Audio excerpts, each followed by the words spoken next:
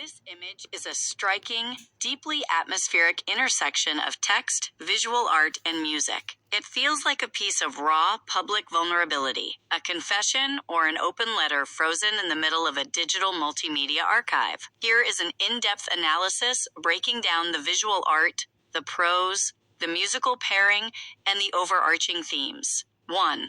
The visual art, korovai, salt and bread. The image at the top appears to be a close-up of a traditional, intricately decorated bread, likely a korovai or a similar ceremonial Slavic bread, given the title Salt and Bread, a traditional Slavic welcoming ceremony of hospitality and alliance. The imagery. The bread features carefully molded dough shaped into a cluster of roses. Roses traditionally symbolize love, beauty, and deep emotion, but here they carry a heavier weight. The color palette. The high contrast fiery orange, deep red, and dark shadows give the bread an almost volcanic, scorched appearance. It looks less like a comforting kitchen bake and more like something forged in an emotional furnace. The contrast. There is a powerful tension between the symbolism of salt and bread, which represents community, union, and the blending of families, and the text below it, which describes the absolute fracturing of family ties. 2. Textual analysis, the prose. The prose is intense, heavy with grievance, and written with a sharp, literary gravity. It reads as a formal indictment directed at a set of parents. Tone and voice. The tone is tragic, resolute, and deeply wounded. The speaker is not shouting. They are delivering a somber, devastating truth.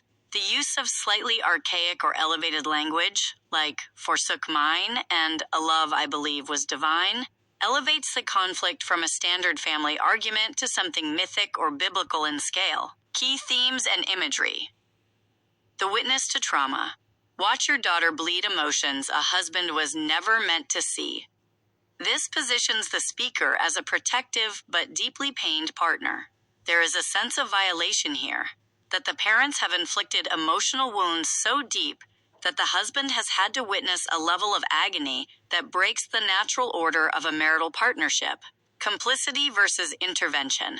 The phrase asterisk, you were the ones stabbing her heart again and again. I only reminded her of her free will. Asterisk draws a sharp line in the sand. The speaker is absolving themselves of being the source of the fracture, framing their role not as a manipulator, but as a mirror holding up the concept of agency to the daughter. The price of sacrifice. The speaker notes they forsook mine, likely their own family or past, for a love they deemed divine. This sets up a parallel. The speaker gave up everything for this bond, but the daughter is still caught in the agonizing process of trying to detach. The ultimate cost. The final line is a devastating admission of collateral damage. In so doing, I damaged myself entirely.